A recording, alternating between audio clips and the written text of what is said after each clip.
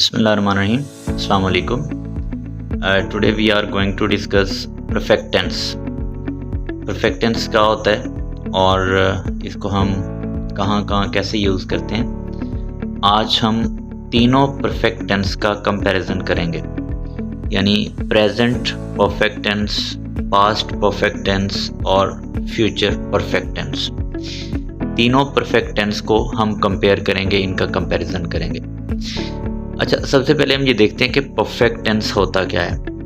Perfect basically perfect क्या है? Perfect is action, यानी जब कोई काम कंप्लीट हो चुका होता है तो हम उसको कहते हैं कि ये परफेक्ट एक्शन है। लाइक हम ये कहते हैं कि हम खाना खा चुके हैं, तो जो काम कंप्लीट हो चुका होता है।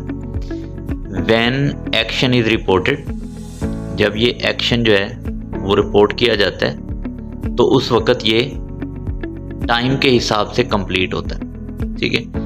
अच्छा, प्रेजेंट परफेक्ट क्या होगा कि जब कोई काम प्रेजेंट में रिपोर्ट हो और वो कंप्लीट हो चुका हो, वो प्रेजेंट परफेक्ट होगा।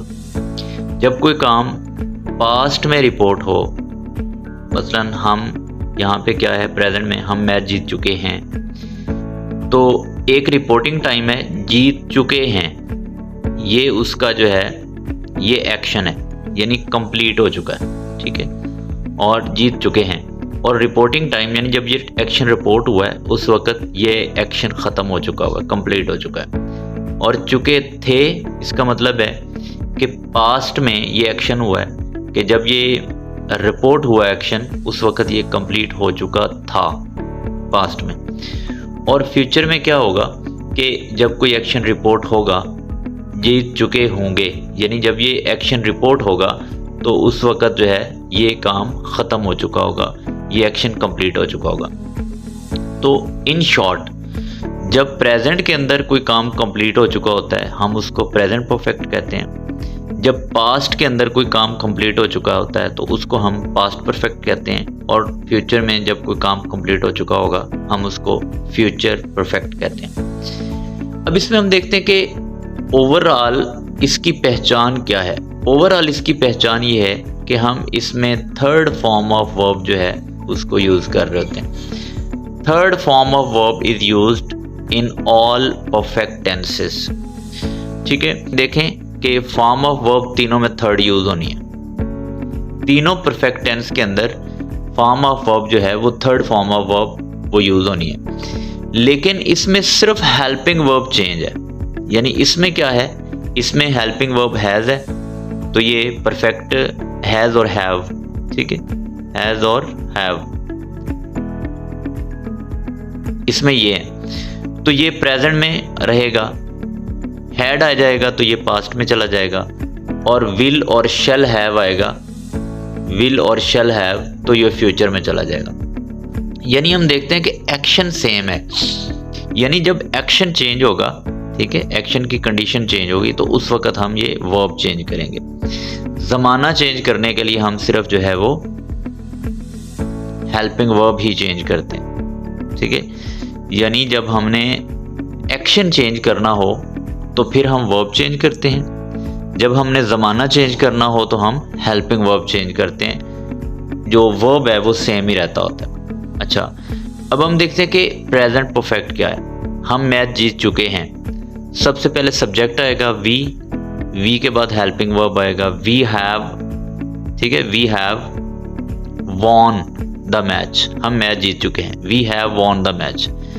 अच्छा, जब प्रेजेंट परफेक्ट आएगा सब्जेक्ट और उसके बाद ये वर्ब की थर्ड फॉर्म हमने लगानी है और उससे पहले वर्ब से पहले पता है हम हेल्पिंग वर्ब यूज़ करते हैं, we have won the match. और जब पास्ट परफेक्ट में आएगा तो ये क्या आएगा, यहाँ पे हैव आया, यहाँ पे हैड आ जाएगा।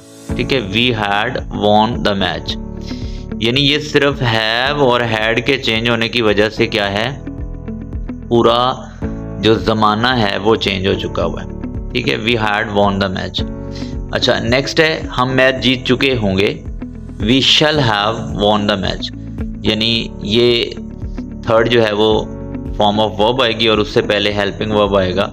हेल्पिंग वर्ब क्या है, विल हैव और शैल हैव, ये हम यूज़ कर रहे होते हैं। तो सिंपल बात ये है कि तीनों टेंसेस के अंदर, परफेक्ट टेंसेस के अंदर जो डिफरेंस है वो सिर्फ और सिर्फ हेल्पिंग वर्ब का है। इसमें वर्ब हमने तीनों में third form of verb he use करनी है।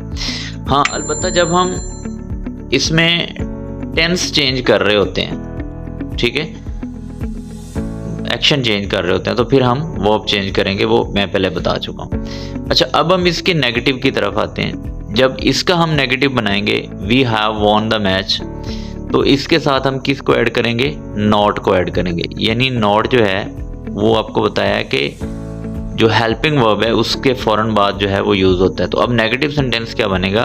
We have not won the match. We have not, यहाँ पे नॉट आ जाएगा, ठीक है, वी हैव नॉट, यानी ये, ठीक है, we have not won the match यहाँ पे।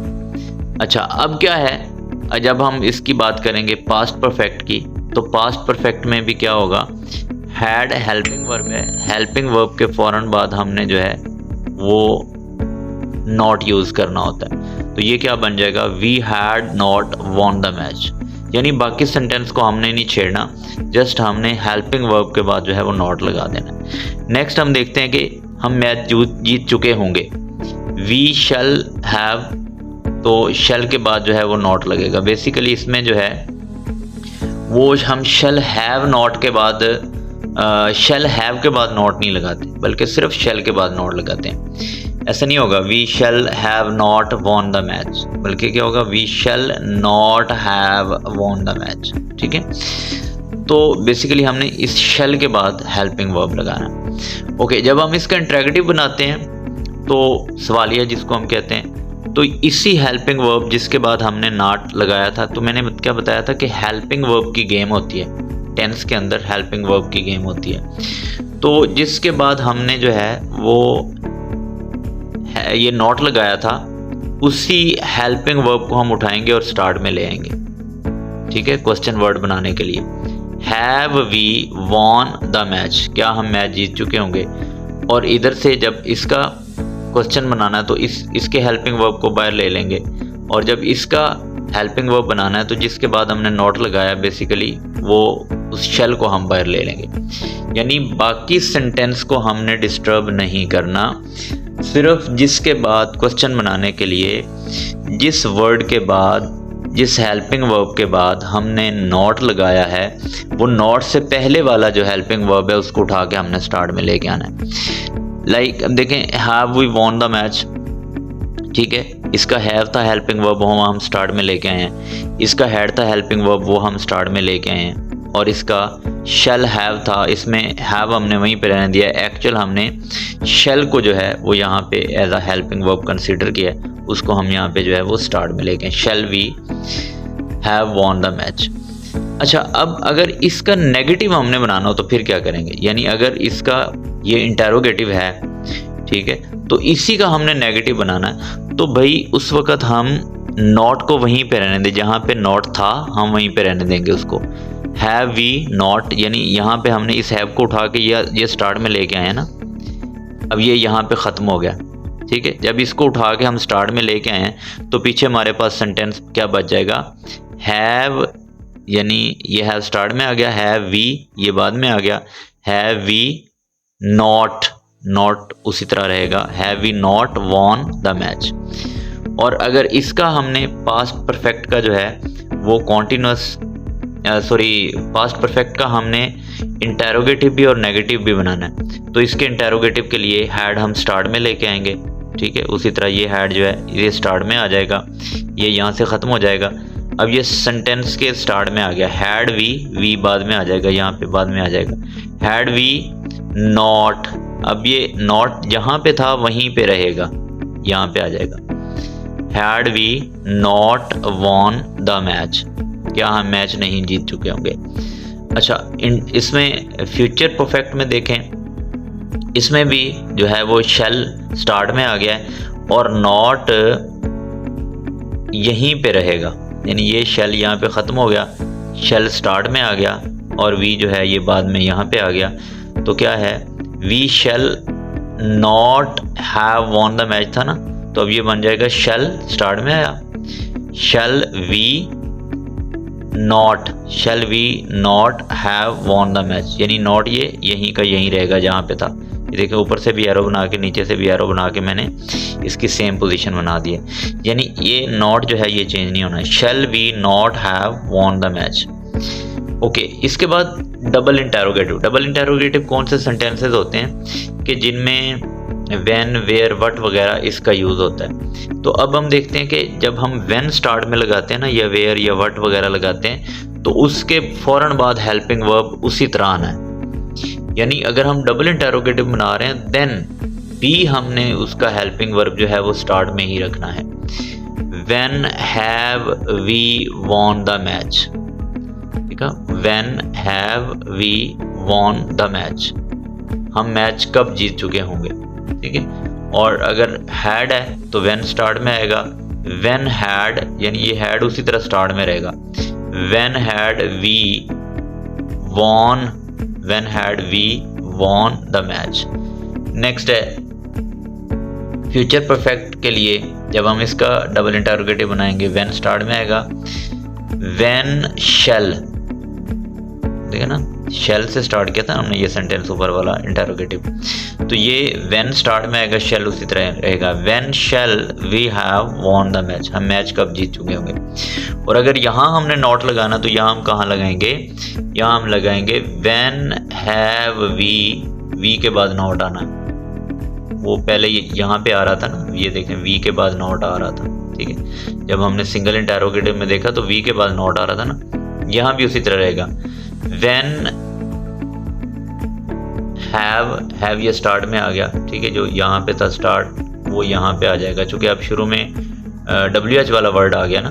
When have we not won the match, और इधर क्या था, हैड जो है ये स्टार्ट में था, अब हैड जो है वो दूसरे नंबर पे आ गया पहले नंबर पे, यानी क्वेश्चन वर्ड जो है WH वाला वर्ड इसने स्टार्ट में ही आना।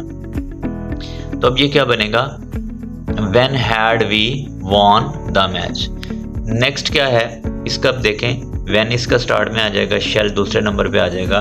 When shall we have not, not उधर ही यहाँ पे रहेगा, ठीक है। When shall we have not, shall we not have है तो इधर क्या आएगा, व्हेन शेल वी, यहाँ नॉट आएगा, यहाँ नहीं आएगा। When shall we not have won the match, ठीक है, हम मैच कब नहीं जीत चुके होंगे। यानी ये नॉट जो है इसको आपने चेंज नहीं करना। शेल वी नॉट हैव है ना, तो व्हेन, जब हम व्हेन लगाएंगे यहाँ पे तो शेल यहाँ पे आ जाएगा, व्हेन शेल आगे उसी तरह, when shall we not have, when shall we not have won the match, ठीक है। इसको हम इस सेंटेंस को इसी तरह लेके चलेंगे। तो ये था हमारा एक कंपैरिजन तीनों टेंसेस का। सिंपल सी बात है कि तीनों में थर्ड फॉर्म यूज़ होती है। हेल्पिंग वर्ब का जो है वो डिफरेंस है, और जो हेल्पिंग वर्ब का डिफरेंस है वही बेसिकली उसके टेंस में जो है वो चेंज कर रहा होता है, उसके ज़माने को चेंज कर रहा होता है, बाकी एक्शन जो है वो सेम है। तो इसी तरह हम देखें प्रेजेंट इंडेफिनेट, पास्ट इंडेफिनेट और फ्यूचर इंडेफिनेट में सेम है, ठीक है। अच्छा, इसी तरह मसलन इसी तरह हम इन कंपैरिजन्स को जो है वो इंशाल्लाह बाकी टेंसेस में भी देखेंगे। तो इसका उम्मीद है कि आपको बेसिक स्ट्रक्चर जो है वो समझ आ गया होगा। Okay, now let's talk about uses of these tenses.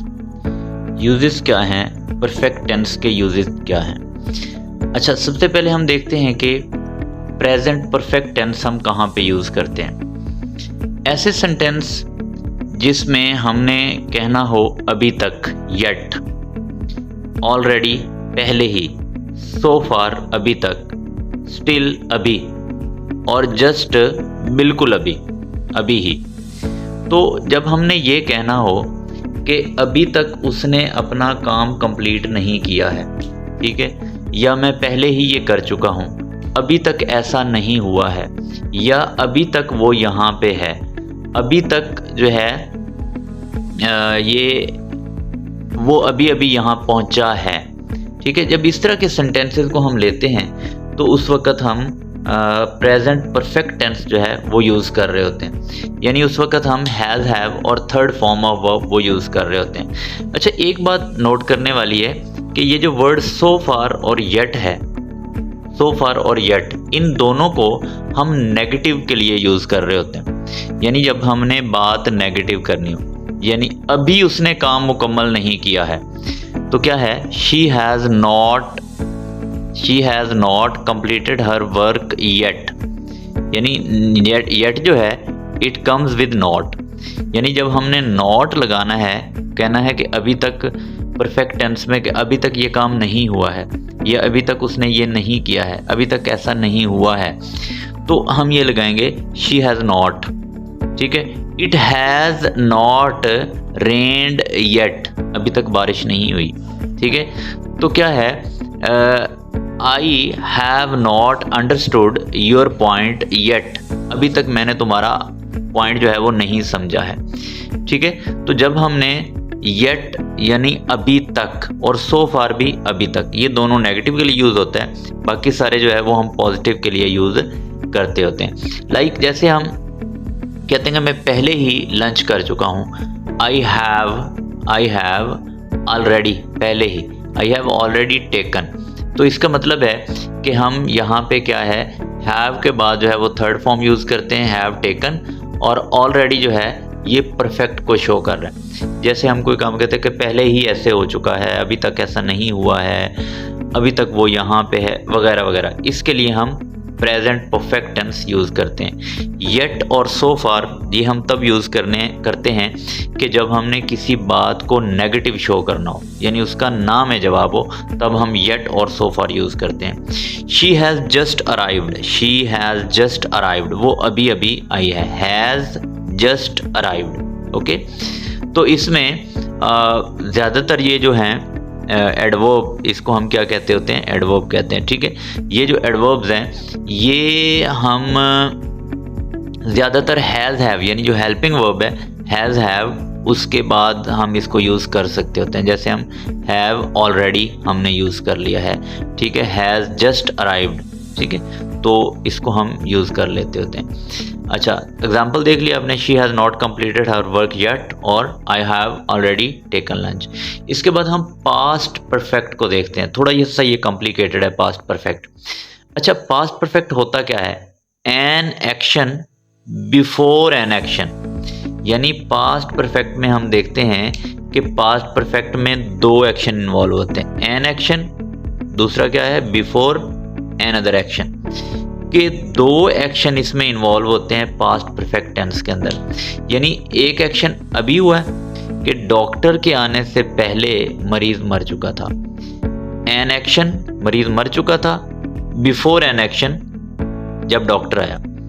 अच्छा, सूरज गरूब होने से पहले हम घर पहुंच चुके थे, ठीक है, एन एक्शन हम घर पहुंच चुके थे, एक एक्शन हो चुका है, बिफोर एन एक्शन दूसरा एक्शन होने से पहले, यानी दूसरा एक्शन क्या है कि सूरज गरूब हुआ, हम सूरज गरूब होने से पहले घर पहुंच चुके थे, घर पहुंच चुके थे सूरज गरूब होने से पहले। अच्छा, ये हम कैसे करते हैं कि पहले हम पास्ट परफेक्ट यूज करते हैं, the patient had died, patient मर चुका था, द ट्रेन हैड लेफ्ट, गाड़ी जा चुकी थी।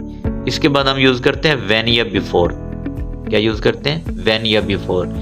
एक एक्शन हो चुका है, बहुत पहले हो चुका है, इस एक्शन से पहले, before the doctor came, doctor केम अभी आया, 10 मिनट पहले आया, 20 मिनट पहले आया, उससे पहले एक काम हो चुका था, उससे पहले एक काम हो चुका था, वो उससे पहले एक्शन क्या हो चुका था, the patient had died, patient मर चुका था।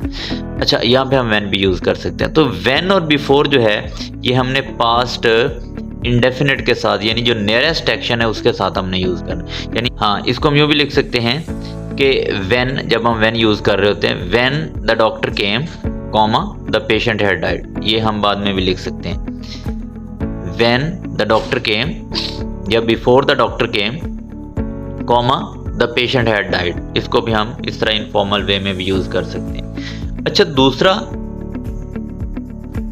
इसको हम बनाते हैं आफ्टर के साथ, आफ्टर के साथ हम इसको बनाते हैं। ये कैसे होता है कि जब हम आफ्टर यूज़ करते हैं उसके बाद हम पास्ट परफेक्ट यूज़ करते हैं। यहाँ हमने पास्ट परफेक्ट अकेले यूज़ करना है, व्हेन या बिफोर जो है उसको पास्ट इंडेफिनिट के साथ यूज़ करना है। यहाँ हम आफ्टर जो है ये पास्ट परफेक्ट के साथ यूज़ करते हैं और उसके बाद कॉमा और उसके बाद पास्ट इंडेफिनिट को अकेले में यूज़ करते हैं। After she had locked the door, उसने दरवाजे का ताला लगाया। जब उसने दरवाजे का ताला लगा लिया तो फिर क्या हुआ, शी स्टॉप्ड अ टैक्सी, उसने एक टैक्सी को रोका। ओके, तो इसका मतलब है after I had taken my lunch, मैंने जब अपना लंच कर लिया, comma I took my rest, मैंने आराम किया। ठीक है, तो इसका मतलब है कि जब हम व्हेन या बिफोर यूज़ करेंगे उसको हम पास्ट इंडेफिनिट के साथ यूज़ करेंगे, जो नियरेस्ट एक्शन है, जो करीबी एक्शन है, यानी मरीज़ जो डॉक्टर आया और हम स्टेशन पे पहुंचे, उससे पहले एक एक्शन पास्ट परफेक्ट क्या था कि गाड़ी जा चुकी थी या मरीज़ मर चुका था। और यहाँ पे क्या है, जो आफ्टर है ये हम जो पहले एक्शन हो चुका होता है, जो पास्ट परफेक्ट में हो चुका होता है, हम उसके साथ आफ्टर यूज़ करते हैं, और जो पास्ट इंडेफिनिट है उसको हम खाली रखते हैं और दरमियान में एक कॉमा पुट करते हैं। यानी after she had locked the door, ठीक है, इससे जब उसने दरवाजे का ताला लगा लिया फिर क्या हुआ, शी स्टॉप्ड अ टैक्सी। इसके बाद हम कोई दोबारा से कंजंक्शन यहाँ पे यूज़ नहीं करते, एक ही कंजंक्शन हम आफ्टर यूज़ करते हैं। ठीक है, यानी अब इसके दो स्ट्रक्चर हो गए, पास्ट इंडेफिनिट के और पास्ट परफेक्ट के कम्बिनेशन के दो स्ट्रक्चर हमारे पास बन गए, एक व्हेन और बिफोर के साथ और एक आफ्टर के साथ। जब व्हेन और बिफोर आएगा, ये जब हम यूज़ करेंगे, चाहे इस व्हेन और बिफोर वाले सेंटेंस को हम पहले यूज़ करें या बाद में यूज़ करें, इसने पास्ट इंडेफिनिट के साथ आना है, यानी before the doctor came past indefinite के साथ आएगा, या व्हेन द डॉक्टर केम ये पास्ट इंडेफिनिट के साथ आएगा। अब ये इसको बेशक स्टार्ट में यूज़ कर लें, when the doctor came comma the patient had died, इसको बाद में यूज़ करें, यानी व्हेन बिफोर आना इसके साथ है पास्ट इंडेफिनिट के साथ, और पास्ट परफेक्ट जो है उसने अकेले आना है। और यहाँ पे क्या है, आफ्टर जो है इसने पास्ट परफेक्ट के साथ आना है और पास्ट इंडेफिनिट ने अकेले रहना है। अच्छा, इसके बाद हम देखते हैं कि फ्यूचर इंडेफिनिट जो फ्यूचर परफेक्ट है, फ्यूचर परफेक्ट की जो है वो क्या यूजेज हैं, इसकी क्या, हम इसको कब कहाँ पे यूज़ करते हैं।